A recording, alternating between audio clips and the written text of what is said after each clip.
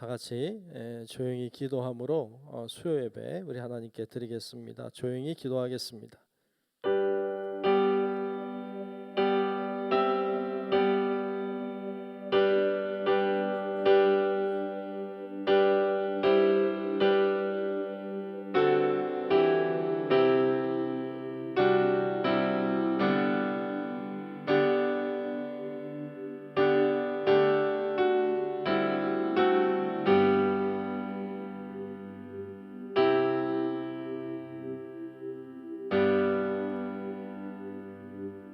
나의 힘이신 여호와여, 내가 주를 사랑하나이다. 여호와는 나의 반석이시요 나의 요새시요 나를 건지시는 이시요 나의 하나님이시요 내가 그 안에 피할 나의 바위시요 나의 방패시요 나의 구원의 뿌리시요 나의 산성이시로다. 은혜로우신 아버지 하나님, 오늘 수요 이 저녁 시간에 저희들을 부르셔서 하나님 존전에 나와 예배하게 하시니 감사합니다. 이 시간 주의 영으로 임재하셔서 우리의 예배를 받으시고 우리에게 큰 은혜가 임하는 귀한 시간 되게 하여 주옵소서. 예수님 이름으로 간절히 기원하옵나이다. 아멘. 다 같이 찬송가 482장을 부르겠습니다.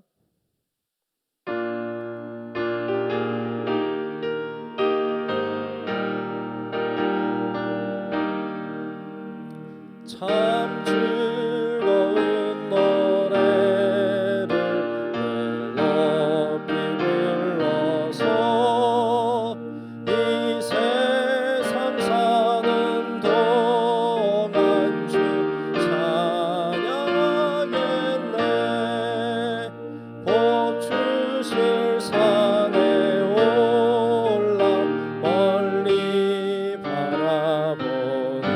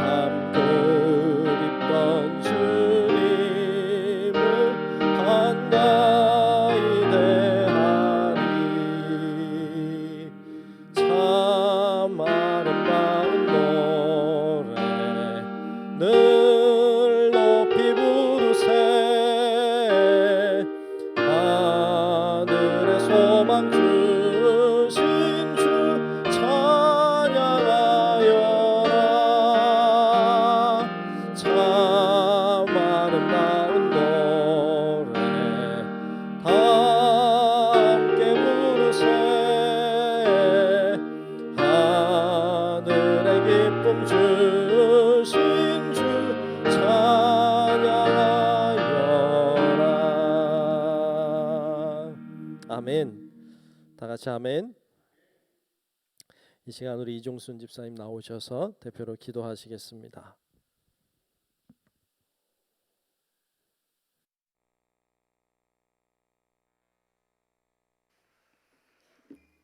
우리를 사랑하신 하나님 아버지 참 감사합니다. 우리를 보호하시고 지켜주셔서 이렇게 믿음 안에 살아가고 있음에 또한 감사합니다. 우리의 삶을 주님께 맡깁니다. 하나님, 저희들 세상 사는 동안 입술을 통해 죄를 짓지 말게 하시며 우리 성도들이 사람들에게 상처를 주었다며 용서하여 주옵소서. 이 시간 회개합니다. 하나님 자녀들이 믿음으로 성숙되어 가며 우리들의 심령이 변화되길 기도합니다. 하나님 기뻐하시는 우리 중부교회 지금은 대신방 중에 있습니다. 대신방을 위해 수고하신 목사님들 건강과 가정들을 돌봐 주옵시고 함께 하신 대원들에게도 동일한 은혜를 내려 주옵소서. 하나님, 대신방은 우리 성도들의 기도 제목들을 들으시고 간절한 우리들의 기도에 응답하여 주옵소서. 하나님, 또한 우리 중부교회 아픈 성도들이 많이 있습니다. 하나님 손길로 만져 주셔서 아픈 몸과 마음이 회복되길 기도합니다. 하나님, 이 시간 하나님을 만나러 저희들 하나님 성전에 나와 예배합니다. 마음과 뜻과 정성으로 예배하게 하옵소서. 하나님, 우리에게 말씀을 전하신 담임 목사님 가정을 지켜주옵시고 목사님이 사역하실 때 지혜를 주시며 하나님 뜻 안에 이루어나가기 기도합니다. 하나님, 우리 담임 목사님 생명의 말씀을 준비하여 단위에 섰습니다. 생명의 말씀을 듣는 우리에게 하나님의 음성이 들려지는 이 시간 되게 하여 주옵소서. 예수님 이름으로 기도드렸습니다.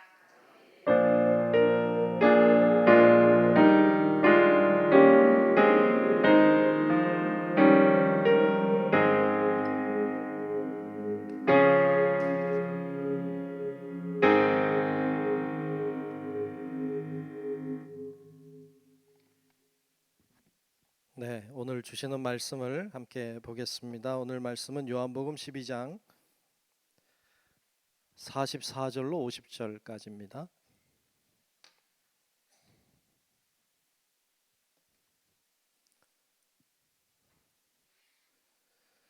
요한복음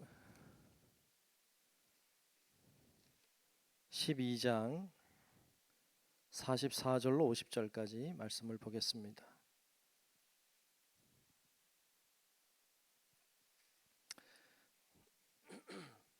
예, 다 찾으신 줄로 알고 요한복음 12장 44절부터 마지막 50절까지 말씀, 제가 한 절 여러분들이 한 절 우리 교독하며 말씀을 보겠습니다.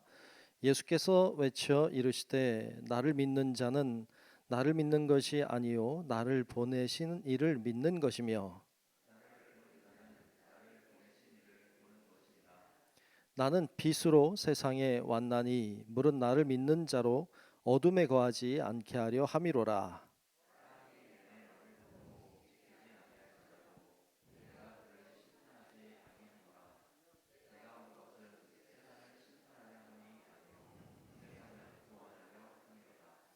나를 저버리고 내 말을 받지 아니하는 자는 자를 심판할 이가 있으니 곧 내가 한 그 말이 마지막 날에 그를 심판하리라.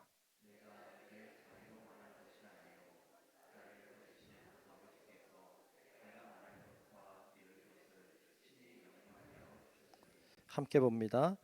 나는 그의 명령이 영생인 줄 아노라. 그러므로 내가 이르는 것은 내 아버지께서 내게 말씀하신 그대로니라 하시니라. 아멘. 예, 오늘도 하나님의 은혜가 우리 가운데 다 임하시기를 축복합니다. 옆에 분들하고 인사 한번 합시다. 오늘도 은혜 받읍시다. 인사합시다. 오늘도 은혜 받읍시다. 네, 오늘도 은혜 받읍시다.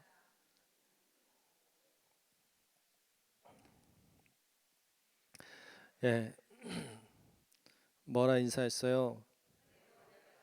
네, 말만 말고 은혜 받고 가시기를 축복합니다. 예, 은혜 받으려면 마음을 잘 여셔야 돼요. 그리고 무슨 말씀 하나 이렇게 들어야 돼요. 그리고 마음을 열어야 돼. 자, 오늘은 심판이 아닌 구원이라는 제목으로 말씀을 나누려고 합니다.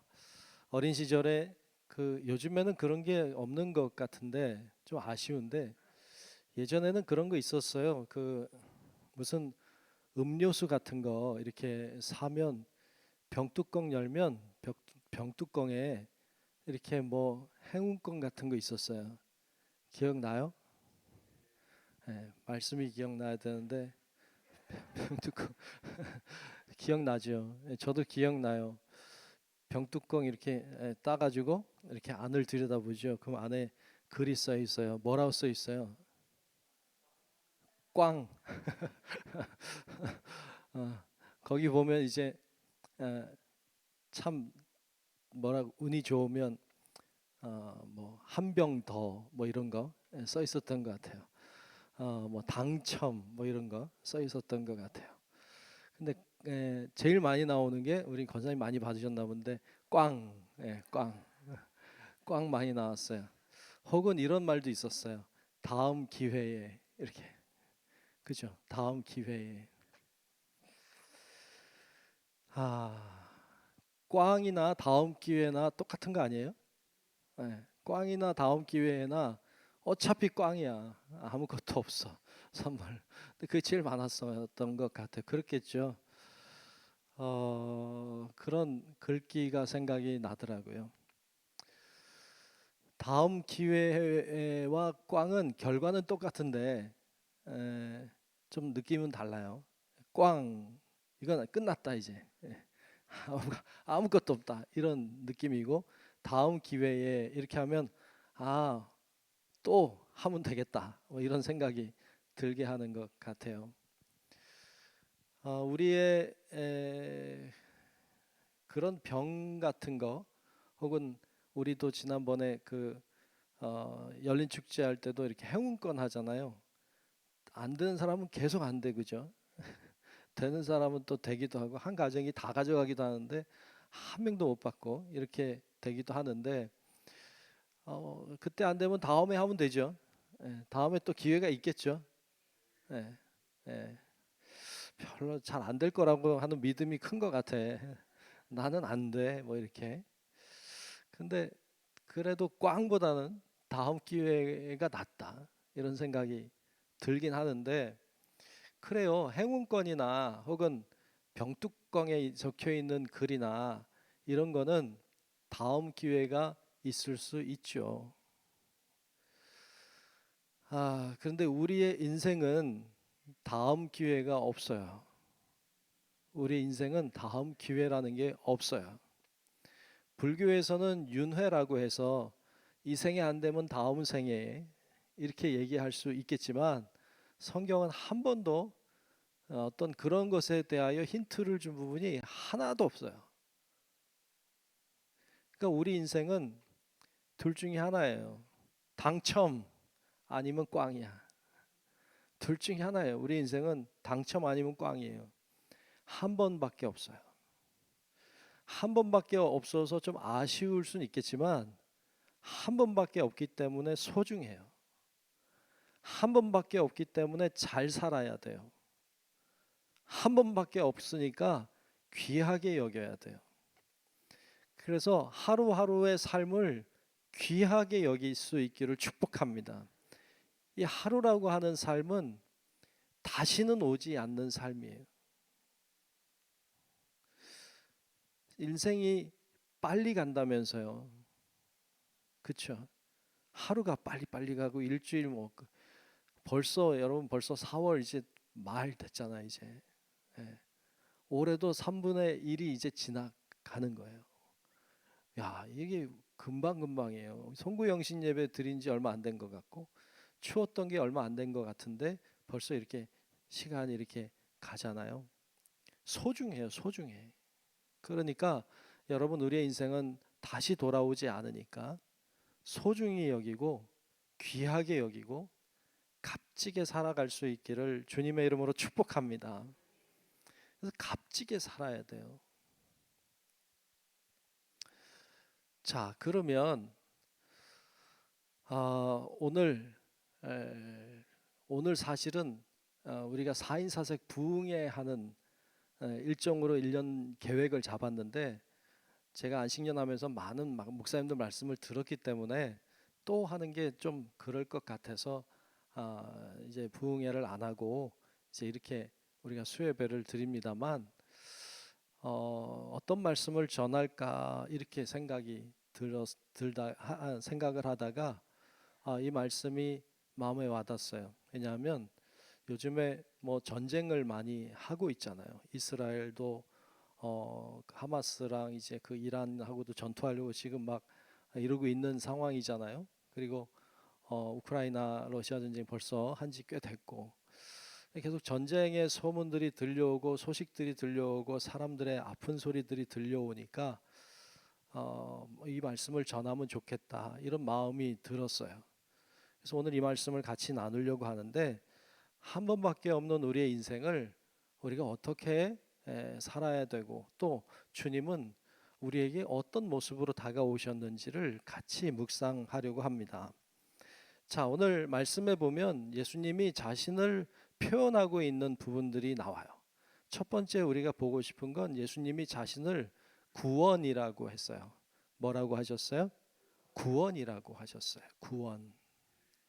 오늘 본문 47절 말씀을 다시 한번 보겠습니다. 자, 47절 말씀에 보면 사람이 내 말을 듣고 지키지 아니할지라도 내가 그를 뭐하지 않아요? 심판하지 아니하노라. 내가 온 것은 세상을 심판하려 함이 아니요 세상을 뭐하려고? 구원하려 함이로라. 아멘. 아멘. 왜 제가 전쟁 얘기를 하면서 이 본문을 같이 보고 싶었는가 하면 이 47절 때문이에요. 47절에 보면 이런 말씀이 나왔어요. 지금 읽었는데 잘 다시 한번 보면 사람이 내 말, 즉 예수님의 말을 듣고 지키지 아니할지라도 내가 그를 뭐하지 않아요? 심판하지 아니하노라. 이 말씀 때문이에요. 하나님의 말씀대로 순종하지 않아요. 하나님 말씀대로 하지 않아도 하나님이 심판하지 않는다는 거예요. 물론 이제 다음 절 내려가면 심판하시는 내용이 나와요. 물론 하나님이 심판하세요. 그런데 여기서 심판하지 않는다고 말씀했어요. 이 말씀은 심판을 안 한다는 말이 아니에요. 성경을 볼 때 이 구절 따다가 심판하지 않는다 이렇게 말하면 안 되는 거예요. 이 말씀은 심판하지 않는다는 말이 아니라 주님의 관심이 심판에 있지 않고 구원에 있다는 말씀이에요. 하나님은 우리를 심판하고 싶어 하지 않아요. 우리를 구원하고 싶어 하시는 줄로 믿습니다. 이게 아버지 하나님의 마음이라는 거예요. 종종 그런 생각이 들 때가 있어요. 여러분들도 아마 들지도 몰라요. 어떤 사람은 예수 잘 믿는데 마치 하나님의 심판을 받은 것 같이 어려워요. 어떤 사람은 하나님이란 하자도 모르고 사는데 형통한 것 같아요. 그런 사람들이 있어요. 왜 하나님은 가만히 계시는 걸까? 어떤 사람은 진짜 나쁜 짓을 많이 했는데 심판을 받지 않는 것 같아요. 그래 왜 하나님은 저를 그냥 두시는 걸까? 왜 심판하지 않는가? 이런 생각이 들 때가 있죠. 사실 그 이스라엘 백성들이 그 독일에 의해서 수백만 명이 죽었잖아요. 그러니까 그 엄청난 사람들이 죽어나갈 때 수많은 사람들이 이 질문을 했어요. 왜 하나님은 수백만 명의 유대인들이 죽어갈 때 왜 보고만 계시는가? 왜 침묵하시는가? 이런 질문들을 계속했어요. 1차 세계대전이 일어나고 2차 세계대전이 일어났을 때에도 그 유럽이 온통 그 전쟁의 그 소용돌이 속에 들어갔을 때에도 사람들은 이 질문을 했어요. 왜 하나님은 이 전쟁을 그냥 두시는 것인가? 왜 가만히 계시는가? 왜 악한 무리를 심판하지 않으시는가? 라는 질문을 계속했어요. 어찌 보면 오늘날에도 그런 것 같아요. 오늘날에도 이런 질문들이 나오게 돼요. 그리고 지금은 그때 어찌 보면 그 박해를 받았던 이스라엘 백성이 지금은 가해하는 민족이 되어버렸잖아요. 왜 하나님 이런 걸 그냥 가만히 다 두고 보시는 것입니까? 하나님 이제 그만 전쟁이 멈추게 해달라고 기도하게 되는데 왜 하나님 그렇게 하실까라는 생각을 가지고 질문을 하게 되는데 하나님의 주시는 마음은 이 마음이었어요. 하나님의 마음은 심판에 있지 않다. 구원에 있다는 거였어요. 아, 그렇구나. 하나님은 심판하는 것을 좋아하지 않으시는구나. 하나님은 구원하고 싶어 하시는구나. 이 마음을 조금 알게 되었습니다. 물론 하나님이 결국엔 심판하세요. 오늘 본문 48절, 그러니까 47절 이후에 48절 말씀에 보면 심판하신다고 말씀해요. 이렇게 말씀해요. 48절 보면 나를 저버리고 내 말을 받지 아니하는 자를 심판할 이가 있으니 곧 내가 한 그 말이 마지막 날에 그를 심판하리라. 그랬어요. 아멘. 마지막 날에 결국에 심판하신다. 예수님의 말씀이 곧 하나님의 말씀이니까 그 말씀이 결국 심판하지만 지금은 하나님의 주님의 관심이 심판에 있지 않다. 주님의 관심은 구원에 있다는 거예요. 오늘날 우리 주변에서 일어나는 많은 일들 가운데 주님이 침묵하시는 이유는 주님이 몰라서도 아니고 안 계셔서도 아니라 주님이 구원에 관심이 있기 때문이에요. 기다리시는 거죠. 기다리시는 거예요. 한 번밖에 없는 인생이기에 주님은 기다리시는 거예요. 주님의 마음이 거기에 있는 것이죠. 그런데 하나님이 심판하시지 않는다고 해서 무시하고 하나님이 가만히 계시는 것 같다고 해서 함부로 하면 안 돼. 그거는 정말 어리석은 것입니다. 우리가 그날을 두렵고 떨리는 마음으로 그 심판하신다고 하는 것이 결국에 구원을 향한 말씀이라는 걸 깨달아야 돼요. 주님은 우리의 과오를 그냥 넘기시는 분은 아니에요. 우리의 잘못을, 우리의 죄를 그냥 넘기시는 분은 아니에요. 우리의 죄에 대하여 주님은 다 알고 계시고 다 보고 계세요. 그러나 기회를 주고 계시는 것이죠. 구원을 위한 기회예요. 그러니까 심판이라고 하는 것은 구원을 향한 도구이지 심판하고 좋아하지 않으세요. 심판하고 즐거워하지 않습니다. 심판은 구원하고 싶어서 혼내는 것이죠. 그게 아버지의 마음이에요. 여러분, 자녀들이 무언가를 잘못하면 부모는 자녀를 혼내요. 야단을 쳐요. 어떨 때는 회초리를 들을지도 몰라요. 그런데 여러분, 어떤 부모가 너 맞아 죽어라 이런 부모가 어디 있겠어요? 정신병자가 아닌 이상 자기 자녀를 회초리로 치면서도 너 이거 맞아 죽어라 이런 사람이 어디 있겠어요? 뭐 하라는 거예요? 깨달아라. 깨달으라는 거잖아요. 이 아이를 잘 되게 하고 싶은 거잖아요. 그러니까 모든 부모는 자녀를 호되게 야단을 치기도 하고 뭐 심하게 뭐 말을 할 수도 있지만 목적은 구원에 있어요. 아이가 잘 되면 좋겠다. 아이가 깨달으면 좋겠다.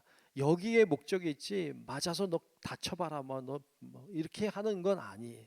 그런 마음은 사실 없어요. 그래서 심판은 도구예요. 구원의 도구이지 주님의 목표는 구원에 있는 줄로 믿습니다. 그래서 이것이 다 은혜인 거예요. 심판도 은혜예요. 왜? 목적이 구원에 있기 때문이에요. 구원도 은혜인 거예요. 그래서 하나님이 우리들에게 베풀어 주시는 것은 다 사랑이에요. 다 은혜예요. 그래서 그분이 사랑인 거예요. 그분이 심판을 해도 사랑이에요. 이것을 우리들에게 보여주고 있어요. 누가복음 15장에 보면 우리 잘 아는 집 나간 둘째 아들 이야기가 나와요.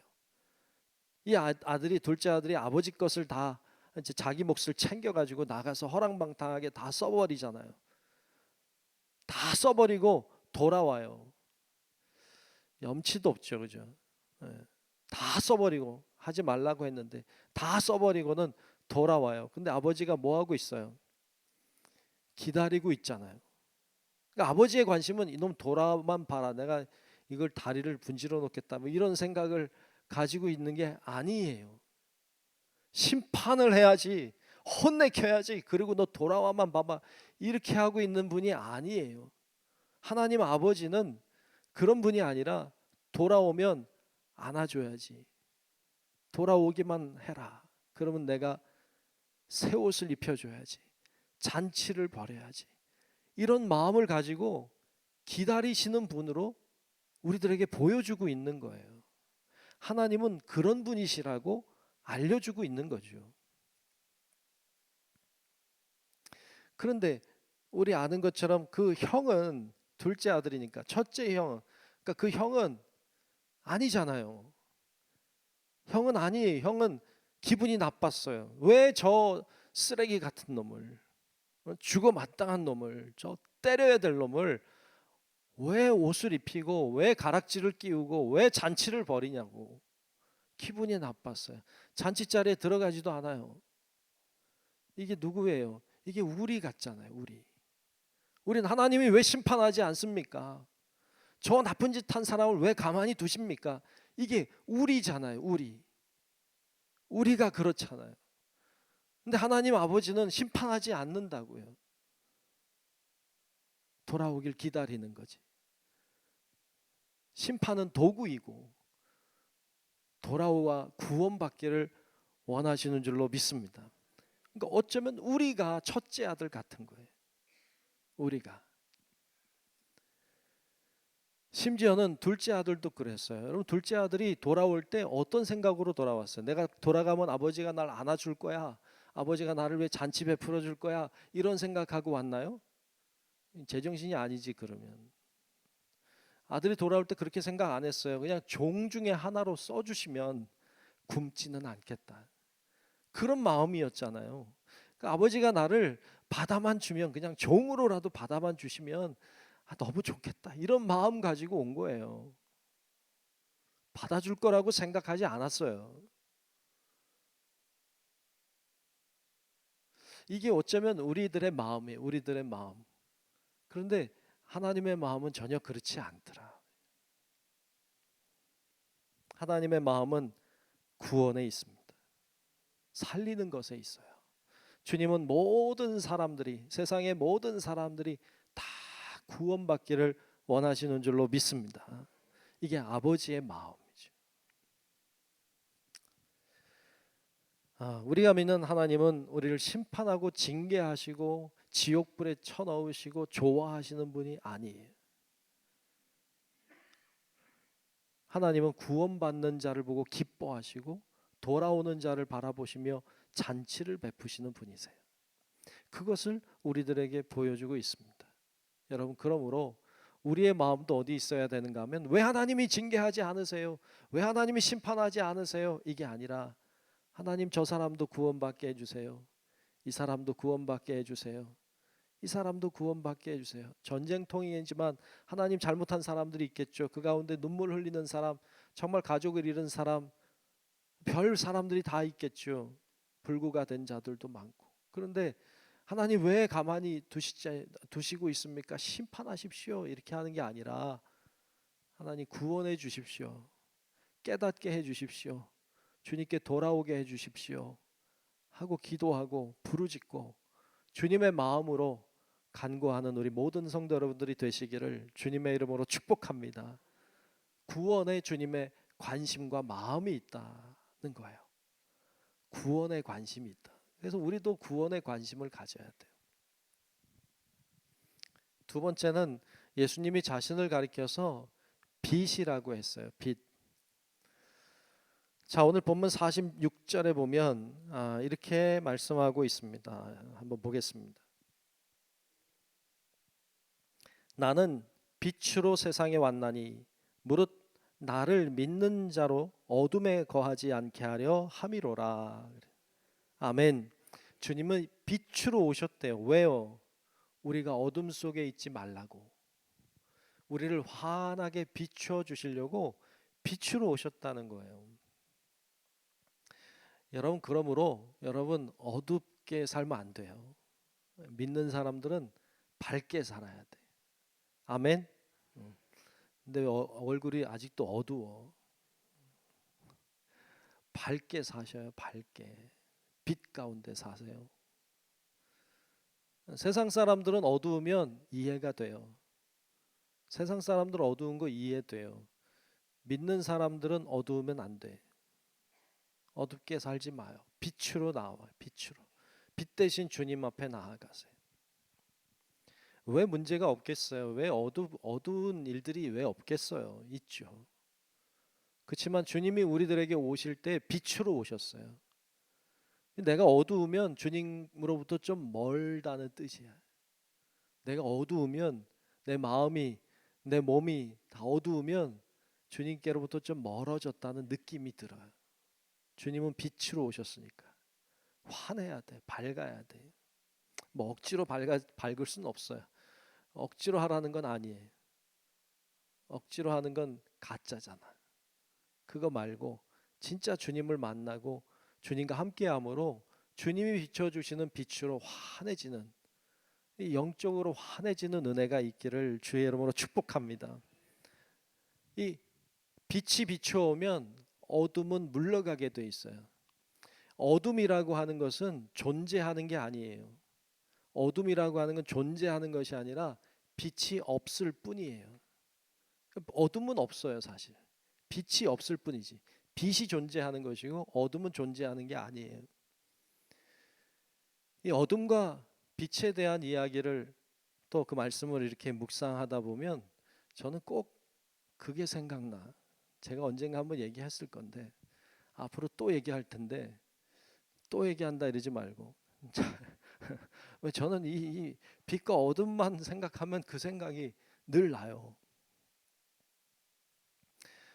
제가 전도사 시절이에요. 그 어느 서울에 있는 조그만 교회에서 전도사 생활했어요. 한 3년 정도 한 것 같아요. 교육 전도사 이제 파트로 학교 다니면서 했던 전도사 시절인데, 송파에 있는 어떤 조그만 교회 다녔어요. 그런데 그 교회가 이렇게 아파트 사이에 있는 상가에 있어요. 아파트 상가에 있는 교회인데 교회가 3층이고 2층은 교육관으로 썼어요. 언제인지 잘 기억 안 나는데 이제 토요일인 것 같아요. 토요일 날 이제 모임이 있어서 갔다가 저녁을 먹자고 해서 나가서 저녁을 먹었어요. 그리고는 저녁, 이제 깜깜한 저녁인데 교육관에 뭘 놔두고 온 거예요, 제가. 그래서 그걸 가지러 가야 되겠다 이렇게 생각하고 교육관에를 갔어요. 상가에 아무도 없죠. 그래서 불을 켜고 이제 계단을 이렇게 올라가서 이제 교육관 문을 딱 열고 불을 딱 켰는데 깜짝 놀랐어요. 왜냐하면 불을 딱 켜자마자 바퀴벌레들이 바퀴벌레들이 후다다닥 사라지는 거야. 경험해 보셨어요? 경험 안 하는 게 좋은 것 같아. 후다다닥 사라지는 거예요. 깜짝 놀랐어요. 저는 거기 이제 교육관이 이제 어린이들 학생들 막 이제 노는 데기도 하고 교육하는 데니까 늘 거기 잘 있었어요. 한 마리도 못 봤거든. 한 마리도 본 적이 없어요. 그런데 밤에 올라가서 키니까 많더라고요. 깜짝 놀랐어요. 저는 빛과 어둠에 대한 이야기를 묵상할 때면 늘 그게 생각나. 바퀴벌레는 어둠을 좋아하는 거예요. 빛이 비춰오면 도망가요. 악한 사탄은요, 빛이 비춰오면 도망가요. 있을 수가 없는 거예요. 그래서 다 숨어버려요. 죄는요, 어둠 속에서 짓는 거예요. 이 불빛도 어두울 때이지만 우리의 심령이 어두울 때, 우리의 마음이 어두울 때 죄를 짓게 돼 있어요. 죄를 지을 정도가 아니라 죄 짓고 아무도 모르는 줄로 알아요. 어두우니까. 나만 어두우면 아무도 모르는 줄로 알아요. 아니잖아요. 요즘에는 CCTV를 통해서 그 죄진 사람들 잡던데, 예, 다 보고 있잖아요. 하나님도 아무리 어두워도 다 보시죠. 다 아세요. 그분은 빛이기 때문이에요. 그래서 우리가 어둠 속에 살면 안 돼요. 어둠 속에 살면 죄를 짓게 돼 있어요. 죄를 지을 정도가 아니라 죄 짓고 죄 진 줄도 몰라요. 어두우니까. 아무도 모르는 줄로 알아요. 안 그래요. 어둠 속에 있는 사람은 죄를 짓게 돼 있어요. 그래서 어두움 속에 있으면 안 돼요. 나오셔야 돼. 자꾸 빛으로 나아오셔야 돼요. 주님께로 나아와야 돼요. 그리고 주님의 빛이 내 심령 가운데, 내 마음 가운데, 내 삶 가운데 비춰주기를 간구하셔야 돼요. 그래서 여러분 삶 가운데 빛으로 오신 주님의 빛이 임하는 은혜가 있기를 주님의 이름으로 축복합니다. 악은 어둠을 좋아해요. 그러나 예수 믿는 사람들은 빛을 좋아해요. 주님이 계시는 곳이기 때문이에요. 그래서 신실하신 빛 대신 주님 앞에 늘 가까이 나아가는 저와 여러분 모두가 되시기를 주의 이름으로 축복합니다. 마지막 세 번째로 예수님은 자신을 가리켜서 영생이라고 했어요. 영생이다 그랬어요. 오늘 본문 49절부터 50절까지 말씀에 보면 이렇게 말씀하고 있습니다. 49절 50절 보겠습니다. 내가 내 자의로 말한 것이 아니요 나를 보내신 아버지께서 내가 말할 것과 이룰 것을 친히 명령하여 주셨으니 나는 그의 명령이 뭐예요? 영생인 줄 아노라. 아멘. 아멘. 영생이라고 했어요. 하나님의 말씀은 영생이다. 주님은 우리에게 영생을 주고 싶어 하세요. 또 주님의 말씀은, 예수님의 말씀은 하나님의 말씀이다. 그러므로 예수님의 말씀은 곧 영생이다 라고 말씀하는 거예요. 그 말씀은 영원해요. 주님의 말씀은 영원해요. 다 사라질 거예요. 여러분, 성경이 기록된 지가 뭐 수천 년이 지났잖아요. 근데 말씀은 계속 살아 있어요. 수천 년 전에 살던 사람들은 다 죽었어요. 세상도 다 변했어요. 다 바뀌었는데 말씀은 살아 있어요. 말씀은 변하지 않았어요. 앞으로도 1000년, 2000년 가도 사람은 다 바뀌어도 세상 다 바뀌어도 말씀은 여전히 남아 계실 줄로 믿습니다. 말씀은 영원해요. 사람은 바뀌어요. 세상은 바뀌어요. 말씀은 바뀌지 않아요. 예레미야서 36장에 보면 예레미야가 하루는 감옥에 갇혔어요. 감옥에 갇힌 예레미야가 바룩 선지자를 서기관을 불러요. 그리고 이제 바룩에게 주님께 받은 말씀을 이야기하는 거예요. 그러면 바룩이 그걸 받아 썼어요. 그러니까 예레미야가 계속 얘기하면 열심히 적은 거예요. 열심히 받아 적어. 그리고 예레미야가 말을 해요. 이 받은 말씀을, 네가 적은 말씀을 가서 성전에서 증거해라, 선포해라, 말하라 그래요. 나는 갇혀 있으니까 갈 수가 없으니까 네가 해라. 그래서 이 바룩이 그 예레미야가 하나님께 받은 말씀을 들고 성전에 가서 선포했어요. 그랬더니 사람들이 놀라는 거예요. 하나님의 말씀을 못 들었거든요. 근데 하나님의 말씀이 들려오니까 놀란 거예요.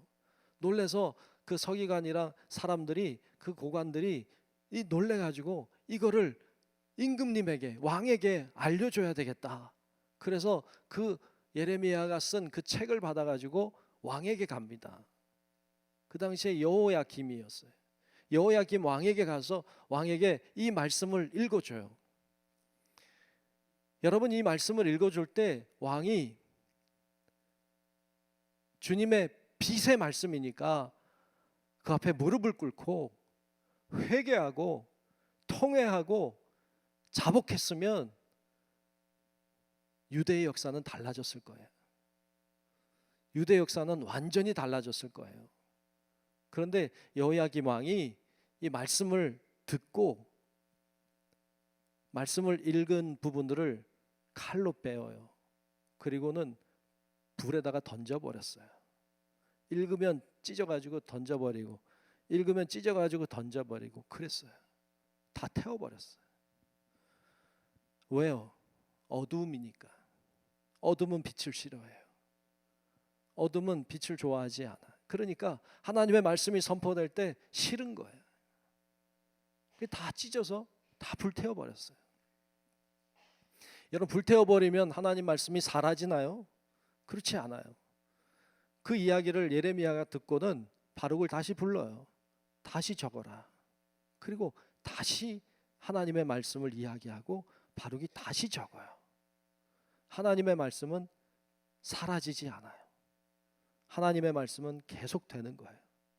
결국 엘리야김 왕은 나중에 바벨론의 포로로 끌려가요. 거기서 종살이처럼, 그렇게 종처럼 살다가 죽어요. 그러나 말씀은 살아있어요. 오늘 그 이후로도 수천 년이 지난 지금 우리는 그의 말씀을 듣고 있어요. 여호야김 왕은 사라져도 말씀은 남아있는 걸 봐요. 하나님은 영원하세요. 우리가 이때어 살 때 우리의 이 땅에서의 삶은 한정이 되어 있지만 주님의 말씀에 이때어 살 때 우리는 영원한 삶을 살게 되어 있어요. 이 믿음이 여러분 안에도 있기를 주의 이름으로 축복합니다. 이 사실을 알 때 우리는 어둡지 않아요. 사망도 우리를 어찌할 수가 없기 때문이에요. 이런 믿음이 있는 거예요. 바로 그것을 위해 주님이 오셨음을 우리들에게 이야기해주고 있습니다. 예수님은 이 땅에 구원으로 오셨어요. 빛으로 오셨어요. 그리고 영생으로 오셨습니다. 그 주님을 우리가 기억하고 여러분, 우리도 주님처럼 구원을 위해서 살고, 구원, 심판이 아니라 구원을 원하시는 주님의 마음을 좀 우리도 본받아서 다른 이들을 구원하는 일에 힘쓰고, 빛으로 오신 주님 앞에 어둠 속에 살지 말고 빛으로 나아가고, 이 세상 모든 것 다 사라져도 주님의 말씀이 영원하다는 것 기억하고 예수님 붙잡고 믿음으로 사는 우리 모든 성도 여러분들이 되시기를 주님의 이름으로 축원합니다. 기도하겠습니다. 참 좋으신 아버지 하나님, 오늘 같이 말씀을 나누었습니다. 이 땅에 우리를 구원하기 위해 오셨고 오늘도 구원을 위해 길이 참으시는 주님을 보았습니다. 어둠 속에 사는 우리를 빛으로 인도하고자 빛의 몸을 입고 이 땅에 오신 주님을 찬양하고 경배합니다. 우리에게 죽음이 끝이 아니요 영생이 있음을 알려주시고자 영생으로 이 땅에 오신 주님을 찬양하고 경배드립니다. 하나님, 주님의 그 높으신 사랑과 그 귀한 마음을 저희들이 깨달아 주님의 그 마음 붙잡고 주님의 말씀 품고 믿음으로 사는 우리 모든 성도들 되게 하여 주시옵소서. 예수님 이름으로 간절히 기도하옵나이다. 아멘. 다 같이 찬송하겠습니다. 370장 부르겠습니다.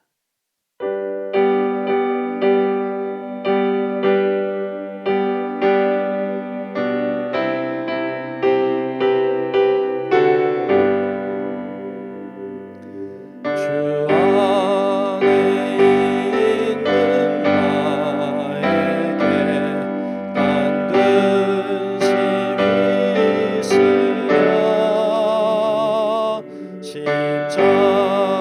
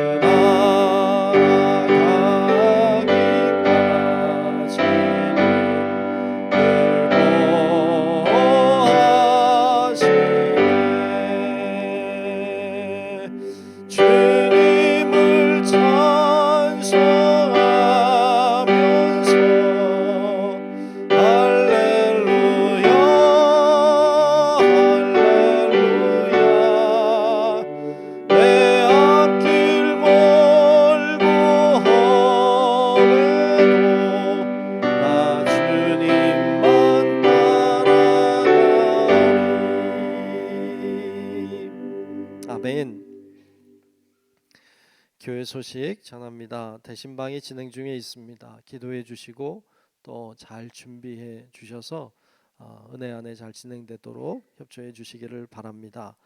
유아 세례 준비하고 있습니다. 이번 주일에 교육도 있는데 미리 알려주시면 더 좋겠습니다.